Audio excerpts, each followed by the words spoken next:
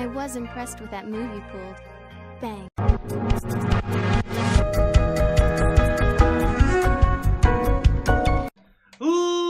Ladies and boys and girls, children of all ages, it's me, it's G, it's DMC, the undefeated, undisputed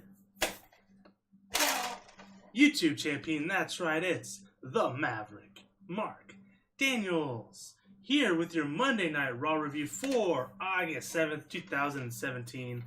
What a prestigious championship as it falls apart. There we go. It's falling apart, had this thing for almost 10 years, yada yada. Say almost the same thing every time. Welcome to the review, and we were live in Toronto, Canada tonight, and the crowd was very vocal. Very fun crowd, very entertaining crowd. There were points where, some people I've seen on Facebook and on Twitter kind of complain about, oh, they booed Bayley, oh, they booed Jason Jordan. Why the hell are we doing that? Because they kind of, not the individuals themselves deserve it, but the writers, the bookers, they deserve to know how we as fans feel about the current situation of these characters. They also made it known that they want Emma, and they want to hashtag give Emma a chance, and I think that's great. So we're going to talk about that. Let's jump right into it. We start off with Miz TV. Miz comes out there and he wants to call out Jason Jordan right off the bat. And Kurt Angle comes out instead and says, hey, he's got a match tonight with Curtis Axel. So instead, I'm going to give you a much bigger, we didn't say much bigger attraction because that kind of buried his own damn son, but I got you a guess that's, I think it's going to be big enough for you. And out comes Brock Lesnar and Paul Heyman. So this is already starting off to a great start of the night. And Paul Heyman gets ready to talk, and the Miz does his stick, my hand goes up, your mouth goes shut. And Paul looks at him, drops the mic, and was like, well, go ahead. Miz kind of mocks him a little bit, kind of copies his shtick, the whole, the beast incarnate, my client, Brock Lesnar. He does that whole shtick, mocking Paul Heyman. And then he mentions Brock Lesnar's opponents for Summerslam. So it's pretty much guaranteed you're going to lose the title. If I'm a betting man, I'm putting my money on Roman Reigns. Of course, the crowd boos. I put my money on Braun Strowman. The crowd cheers. And then they mention Samoa Joe. Big pop. And they start chanting for Joe, which I thought was awesome. Man, I really don't know who's going to win that match. And I'm really excited for SummerSlam. But let's continue on with the segment. So he then asks if Heyman had anything to say. So then Paul Heyman, kind of stricken in fear almost a little bit, kind of shaken up. Well, Miz, let me tell you about my client. And he does his whole shtick, but he does it very humbly. I kind of like that little extra touch. But then he gets a little bit more intense, a little bit more real with the Miz. And he says, and I quote, I don't want to get too personal here, but do you need your wife role playing? Because I love role play. I'm a role playing kind of. This isn't verbatim. This is kind of, I'm kind of cutting a little bit, summarizing it a little bit. But anyways, he goes, I'm in a role play. I'm a role playing kind of guy. The crowd's kind of chuckling. I'm kind of chuckling too. I'm like, what the hell? Where's he going with this? And then he said, let's role play. And I knew exactly where he was going with it at that point. And at this point, he already has the Universal title in hand. Brock handed it to him as he's talking about this. And Brock's about to run these guys over. And you knew that as soon as he came out. This was going to end with him destroying the Miz and the Miztourage, which is perfect. But anyways, he says, okay, let's pretend you're Roman Reigns. Let's pretend you're Samoa Joe. You're Braun Strowman. Let's play a little role play. And Brock basically destroys them as if they are Samoa Joe, etc., for SummerSlam. Suplexes everybody all around, hits a couple F5s, and leaves the ring. Great way to start off the show. I was fully expecting after this point, we knew that we were going to have Braun versus Roman in the last man standing match. I expected Brock to show up to that match. He did not, which is a little disappointing, but the match stuff was still awesome. We'll talk about that when we get to it. We start off with the first match of the night after the segment, which was a great segment, definitely a thumbs up for me, was Seth Rollins versus Sheamus, and a great match. There's a lot of good matches on the show tonight, actually. Some matches in the middle, and then one match I wasn't a big fan of, and of course we'll talk about that. But I really like this match. Sheamus ends up winning with the distraction roll-up because obviously Cesaro got involved and distracts Seth for just a slight second, but enough for Sheamus to capitalize, which is great because this tells a story that, Seth doesn't have a friend to help him out like Sheamus has a friend. That's kind of leading into the feud, which is awesome. Seth dives onto Cesaro after the match is over, and of course they beat the crap out of him. Crowd starts chanting for Ambrose. Ambrose no-shows. Great. because he said last week, he straight up told him, I did it that one time, so I didn't look like a jerk. I'm not doing it again, so don't put yourself in that situation. And he stuck by those words. Seth shows up in the back. Oh, I didn't mention this. He, not really a new theme song, but a little alteration to it. So at the beginning, it said "Burn It Down" in like a screamo type of voice. I don't know if it was the downstate, because I know they made a version of a song which they will not use, because it mentions using guns and knives and shit. It's not a bad song though, but it could be that band that did this iteration of the song, but not really much of a change. But I kind of like it. It's just a nice little extra something. I was trending on Twitter too, so I guess other people seem to enjoy it. Well, at least we're talking about it at the very least. But Seth runs into Dean in the back, and Dean says, "I told you not to do it, man." And Seth's like, what do I got to do? What do you got to do? What do I got to do to convince you? Yada yada yada. Dean says, you made me look like a jerk. And Seth looked at him and says, "That's because you are a jerk." Storms off. Good stuff. I really like what they're doing with the story. Ultimately, it's going to lead to these guys teaming, probably at SummerSlam, probably win the tag team titles, which is great. Dean will then be a Triple Crown. He might even be considered. I'd have to look and see what the requirements, because they change them every so often. But I think he might be considered a Grand Slam champion at that point, because he's held the WWE title, both the U.S. and Intercontinental title, and then he would be the tag team champions. I think that makes him a Grand Slam champion by today's standards. So if that's what happens, that's awesome. So good for him. It's at least a Triple Crown, though. He's just got to win the tag team titles to do so. Seth is just missing the Intercontinental title to meet that accolade. He's been U.S. champion, WWE champion, of course, and as well as tag team champions with Roman Reigns. So, cool. Just kind of a little bit of tidbit information there. But I do like the story quite a bit. I like the segment. I like the match with Seth and Sheamus. So far, Raw's looking really good. Then we go to one of the lower points of the show for me. It wasn't like a bad thing either. It was just a squash match, and that's perfectly fine. Having a couple squash matches here and there is perfectly acceptable, especially when you're building somebody up. It wasn't anything special. It was just run of the mill, and that's fine, perfectly fine. But Jason Jordan came out. He instead of Curtis Axel, who was obviously injured by Brock, we get some local guy who kind of looked like Rusev with long hair but thin, super thin. Someone said he looked like Sylvester Tercoy.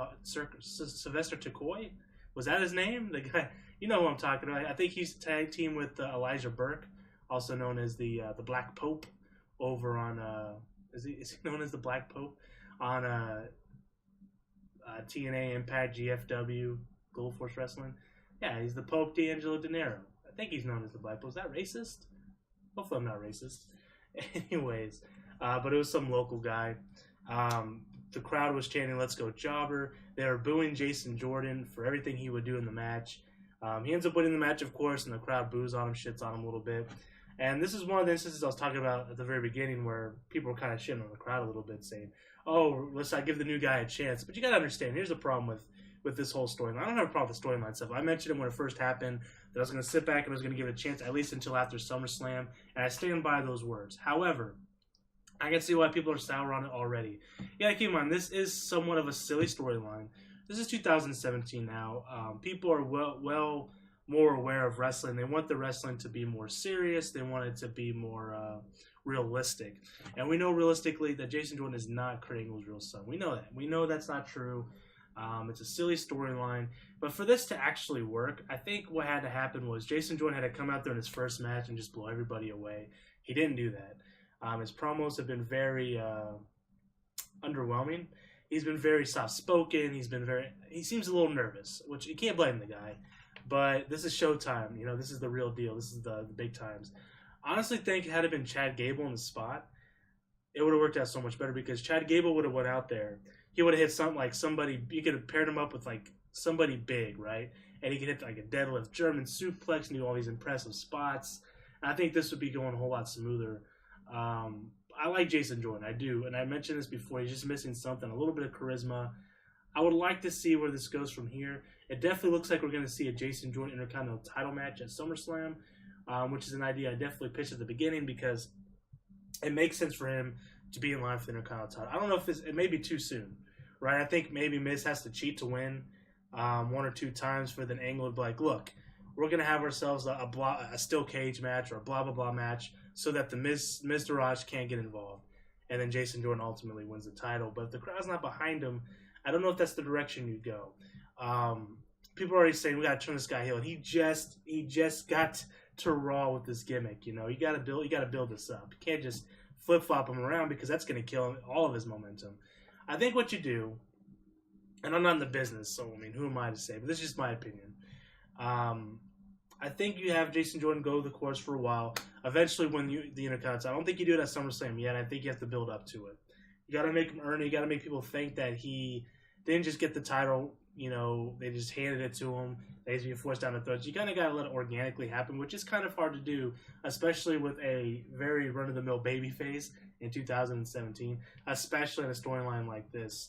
But I think if you have The Miz cheat to win, and eventually leads to Jason Jordan versus The Miz in like a steel cage match or whatever the case might be, Jason Jordan overcomes the odds, finally wins the title. Maybe the crowd will start cheering. If not, what you do is you keep going with the same story, and this might be the plan from the beginning. I mentioned this when this happened, is that this might all be a ruse planned by Jason Jordan, maybe even the Authority, to kind of sabotage Kurt Angle as the GM.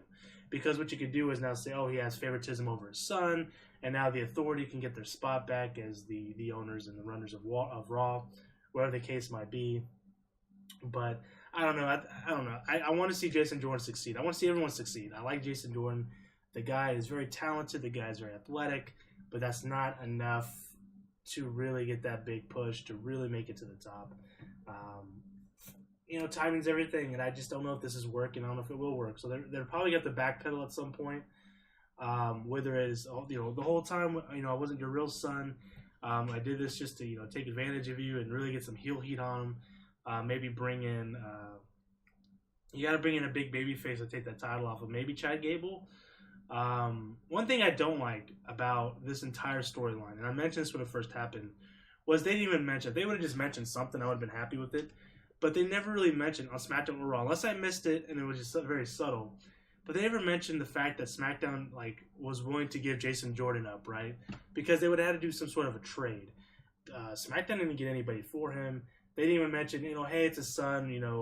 Kurt Angle asked us to give him to Raw, and we decided to do that. Totally ignored that, and that's just like a little thing, just a little loose end that I didn't really like. And I was kind of looking to see if they would do anything with him. Possibly, I'm looking too far into it.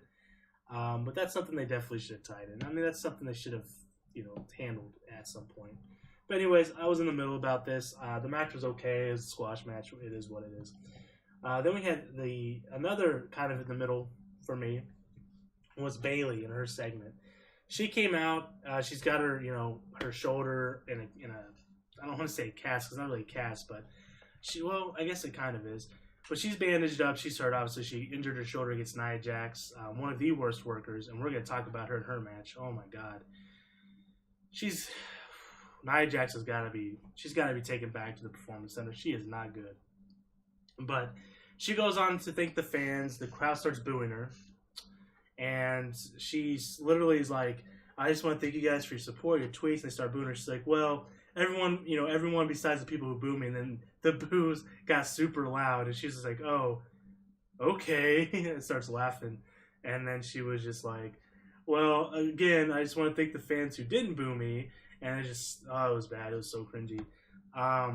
One thing I could say about this that might be a good thing is the time away might be exactly what she needs to reboot, because right now she is 100% damaged goods. People are not behind her at all. She doesn't get much of a pop at all anymore. Most of the time she gets booed, just like tonight's.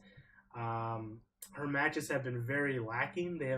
She hasn't had really a good match since coming to Raw, in my opinion. I guess a couple with her and Charlotte were okay, and I think she had a decent match with Sasha at Raw, but for the most part, she hasn't lived up to the hype that she had on NXT.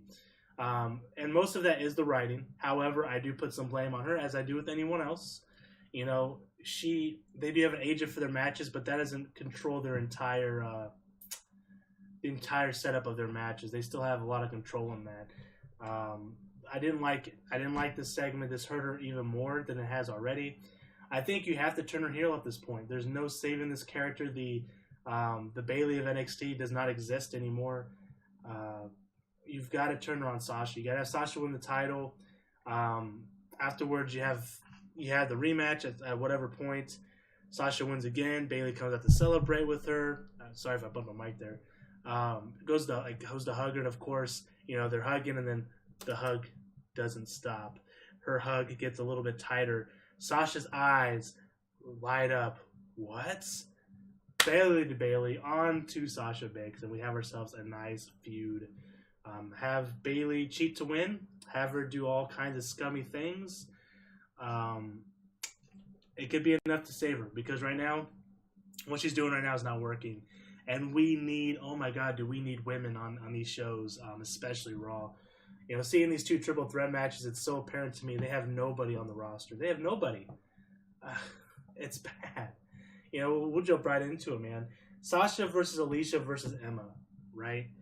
Arguably the better of the two. I mean, not arguably, definitely better of the two triple threat matches. Of the two there were 6 women involved in these matches, of course. Sasha, still over. Alicia Fox was very sloppy in this match, I thought. Emma, obviously they're doing nothing with her. They're constantly burying her. They're mad at her for whatever reason. And I feel bad for her, because Emma is talented. She's not like the greatest women's wrestler on the roster, but she's definitely capable. She's definitely good. A lot better than Dana Brooke, Nia Jax. My God, oh my God, Nia Jax. Anyways, we'll talk about that. And then she has more momentum than Mickie James. Mickie James, I forgot she was even on Raw, and it's sad because she's a legend. She's almost legendary status when it comes to women's wrestling at this point. She's been around for a long time, and she's definitely still very good. She's still very capable as well. I know Summer Rae is still under contract, and she's still under the Raw roster. We haven't seen her, though. We haven't seen her not only since the shakeup, we haven't seen her since the split, I don't think. Paige is still technically under contract, still technically under the Raw umbrella. Of course, after everything that happened with her, Del Rio, her and the Brad Maddox experience and all that good stuff. I don't know if we'll see Paige ever again in WWE. Man, this Mae Young Classic tournament couldn't come any faster, let me tell you, because we need some women on these rosters. We need Candice LeRae. We need Kairi Sane. Save us, Y2J. Makes no sense. But this triple threat match wasn't bad. It was better than the two triple threat matches. There's some good sequences in there, especially during the end with Sasha hitting the bank statement and almost tapping Alicia Fox out, and then Emma comes in and she ends up tapping Emma out. Of course, Emma took the loss here. Of course, she did. But when this match started, or before the match started, Emma had a really good pop, and the crowd even started chanting "Let's go, Emma," which is great. Now, granted, she's not Canadian, but she is a Landstorm Academy, which is in Canada, student. And that's well known. So that might have played a part in it. That, or maybe people just want to see her get a chance. She's really never had a fair shake in WWE, in my honest opinion. In NXT, she was treated a little bit better. Her first gimmick was okay. She turned heel, turned it up a notch, and she was killing it. Came to Raw, and then she got injured, right? And that really hurt any momentum she had. I think she got injured a couple times. She was going to do the Emelina thing. Obviously, that fell through. And they just decided, screw her, we're just going to bury her, and we're just going to just push her further and further down the totem pole. And she doesn't deserve that. I think she deserves another chance. Hopefully she doesn't get injured. Granted, I'm not backstage. I don't know what her personality is backstage. I don't know if she's a complete asshole or something. She could be. And if she is, then maybe she doesn't deserve any type of push in that regards. But she definitely has a talent. She's definitely better than 90% of the women on the Raw roster. And I even put her over Bailey, in my opinion. I think she's probably the second best women on, or you know what? Hold the brakes, third. Because Alexa is number 1, Sasha number 2, and then I would probably put Emma right there, and then Bailey, and then just kind of go down the list. But this was an okay match. It was an okay match. I gave it a plus. I gave it a thumbs up. I gave the Bailey segment, though, in the middle, kind of in the middle.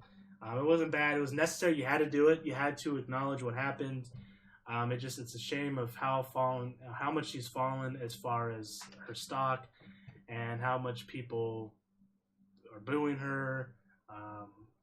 She was so over NXT, man. People consider her to be the female John Cena of NXT. She was selling T-shirts and merchandise. She was incredibly over, and now she gets booed. She gets booed for thanking the fans. Think about that for a minute. Anyways, during the match, like I said before, Foxy was a little sloppy. There was some spots where Emma was trying to build up some momentum, some fire in the match. And I don't know if it was because she was going into business for herself and Foxy wasn't aware what was going on. But there was some missteps there for sure. Then we had an interview with Braun Strowman backstage with Renee. I thought this was awesome. The crowd ate it up. I was into it. He says he enjoys hurting Roman Reigns. He likes hearing the crack of his bones when he smashes them. And it's going on and on and on. I dig him, man. Braun is definitely one of my favorites. Has been for a while now. Probably my favorite on Raw right now. Honestly, I look forward to seeing Braun Strowman. When he was injured and he was gone from Raw, there was a big hole in Monday Night Raw, in my honest opinion. He is very necessary right now.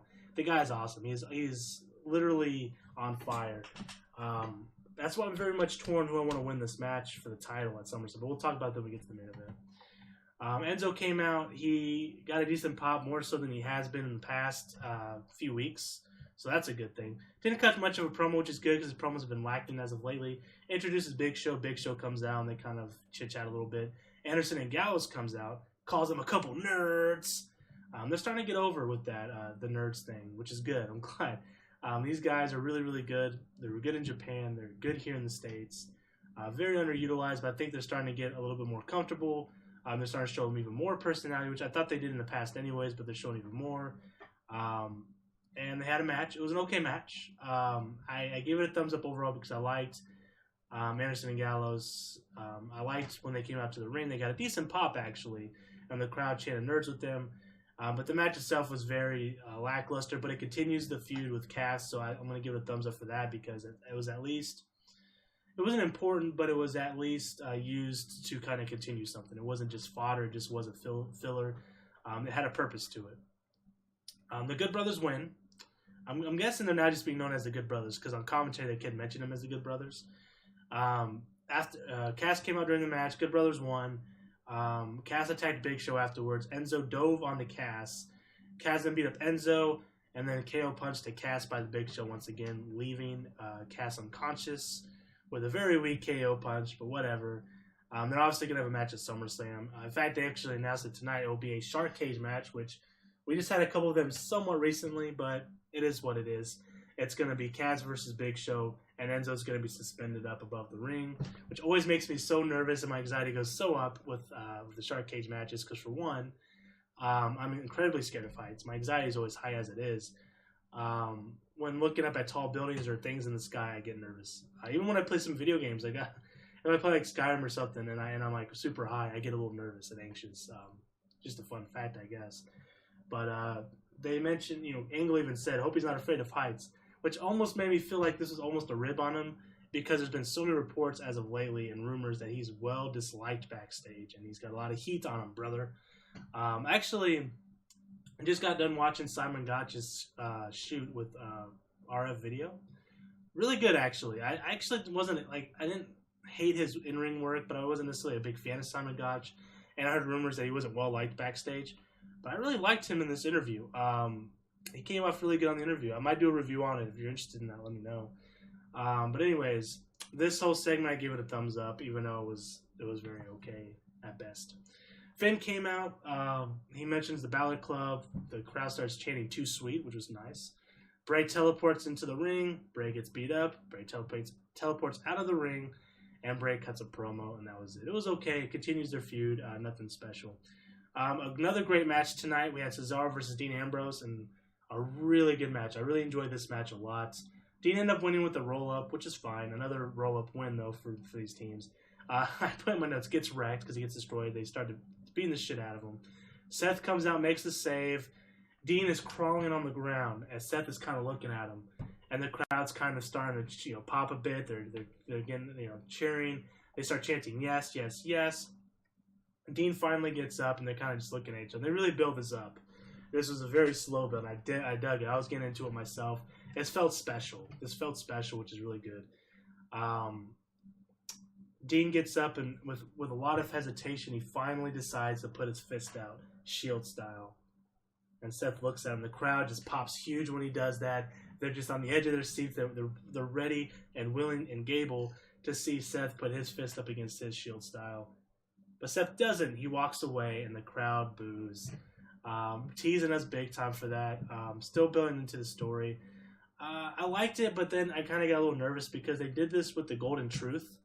If you remember when they were trying to get them to team together, which didn't really do much with that, and they did a lot of segments on this. But Goldust wanted to be teammates with R-Truth. R-Truth said no, and eventually he kept denying Goldust, but felt bad. So then he tried to be partners with Goldust, and Goldust then denied him. And it was just.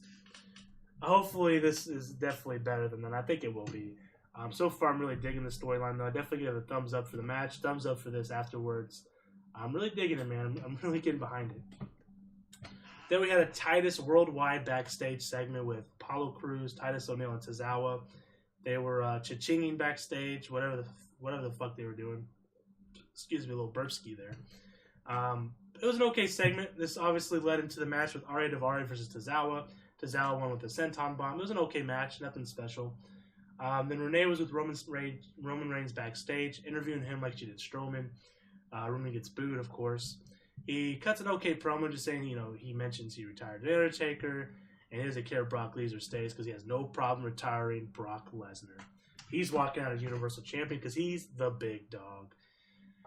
It was okay promo. I liked Braun's better. I thought Braun, I don't know, I just like Braun. He seems organic, right? Where Roman doesn't quite feel as organic as Braun. Don't get me wrong, I'm fine with Roman. I like Roman. I'm not like a big supporter of Roman, but I like Roman enough. His stuff with Strowman has been awesome, and there's no exception to that tonight because tonight was awesome too. But the promo itself wasn't. I don't think it was as good as Strowman's. Then we had the other triple threat match. We had Mickie James versus Dana Brooke versus Nia Jax, and this match sucked. It was very quick. You knew exactly what was going to happen, and it happened exactly what you thought was going to happen. But beyond that, Nia almost killed Dana Brooke. There's a point where she pushes her into the ropes. It goes for a clothesline. And the way Dana turned into the clothesline, which is both of their faults ultimately, it really looked like she had right in the freaking neck of that clothesline. The referee even checked on her afterwards. I cringed so bad when that happened. And then she hit that leg drop and landed right on her throat. Nice, bad, man. They're both, her and Dana are so bad. Why did they bring them up so early? Honestly, anyone would have been. They could have brought up Peyton Royce and the other girl together, and it would have been better than these two, man. Peyton Royce and Billie Kay. I couldn't think of her name at the time. You could have brought them up instead. You could have brought up some other people from the Indies. I can't wait for this Mae Young Classic. It's gonna be awesome. I'm scared what they're gonna do with the women afterwards because it may end up like the Cruiserweight Classic again. But what this is gonna do is give some fresh faces, some fresh matchups, some women that are capable in the ring. I hope they sign the right ones and not just the ones that look pretty or look this, look that, have this nationality, this speaks this language, because they're very keen on that. They're very much like, oh, this guy can speak this language. Let's grab this guy. Oh, this guy is this thing and this thing. It's just grab people that are talented. We need talented people on the roster. Don't worry about that shit right now. Worry about that later. But anyways, this match sucked. Worst part of the show by far. Nia wins. It's going to be Nia versus Sasha. Who would have figured? Going against each other. Winner will go on to SummerSlam. So look forward to that next week. That could be the main event. Possibly, if they have nothing bigger planned. I don't know what they'll do. They could do Roman versus Joe after what happened later tonight. I could see that. I could see Roman versus Joe being a match. Maybe Joe wins. You give each three of those guys a victory over the last couple weeks. And of course, Brock's freaking Brock Lesnar. So again, I just don't know who's going to win, man. We'll get to that. We got a couple more things to get into. So then we had a Goldust promo, and this intrigued me a little bit, so I give it a thumbs up. He says he's going to be watching SummerSlam. He's looking for a hero, a villain, whoever. Then he started talking about taking someone, almost like he was going to take someone under his wing, like a protege almost. So I don't know who that would be, but I'm intrigued. If I were to put Goldust in a manager position or a team with someone right now on the Raw roster, who would it be? It would be someone that's on the show, obviously. The only one I could have thought of, and I thought about this a little bit before I did this video, was maybe Cass. Because Cass needs somebody, even though he just broke away from Enzo.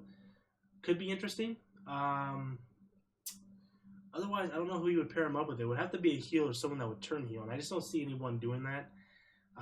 It would be really weird to put I don't know who you would put with him, honestly. I'm trying to think. As Goldust, he would be the perfect fit for The Miz, I guess, but The Miz doesn't need Goldust. I don't know. I don't know. Well, I guess we'll see, but I'm intrigued to see what happens with that. Maybe he just attacks somebody, and if he attacks somebody, maybe he attacks Jason Jordan, and then you can have Jason Jordan versus Goldust on Raw or something. That way, you guys Jason Jordan something to do. A good, capable opponent, a good veteran. Goldust is great. He's still in good shape. Maybe. I don't know. Maybe he attacks Brock Lesnar after his match. I don't know. Who knows? Then we had the main event, which was my favorite part of the show. Roman versus Braun in the Last Man Standing match. This was an awesome match. You know, they threw everything at each other. Strowman had a very impressive front dropkick during the match that just threw Roman Reigns across the ring. There was a Samoan drop through the table. The best part of the match, I literally started laughing out loud. Roman goes to do the spear through the barricade like he does. You know, he hasn't done it in a little while, but he used to do it a lot back when he was part of the Shield. And as he's running at full speed, Strowman picks up an office chair and just launches it at him. Hits him right in the freaking head. Boom, headshot style. Almost like if you ever played dodgeball in like high school and someone just gets smacked in the head. That's what it looked like to me. And just knocks Roman out with his chair. It looked amazing. I literally started laughing. Then later in the match, Roman hits his incredible spear off the apron, or not the apron, but off the ramp through Strowman. And then out of nowhere, Joe is in the crowd, just grabs Roman after he hits the spear, and it puts him in the coquina clutch, jumps over the barricade and just puts his ass to sleep. And right before 10, Strowman just pops up and wins the match. This was awesome. This was a great match. Of course, you got to make Roman look strong.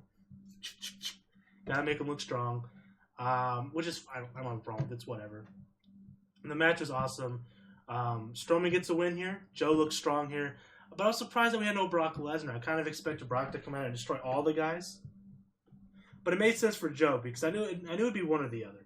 Joe was very absent from the show. It was very noticeable for me that he was not part of the show at all. So I was like, he's got to be involved in this match at some point.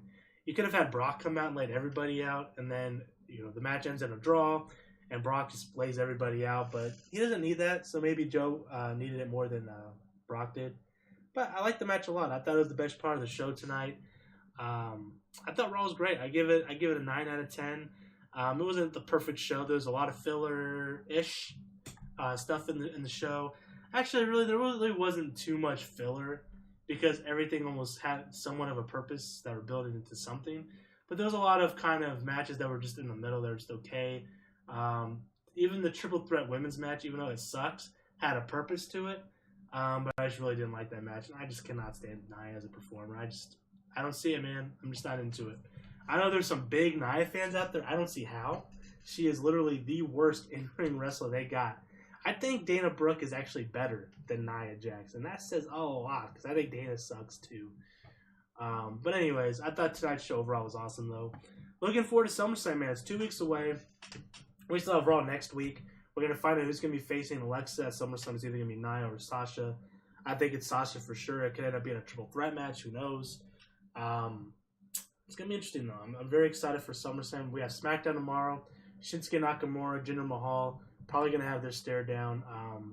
They advertised Carmella versus Naomi. Could be a good match. Maybe she cashes in after the match. I don't know.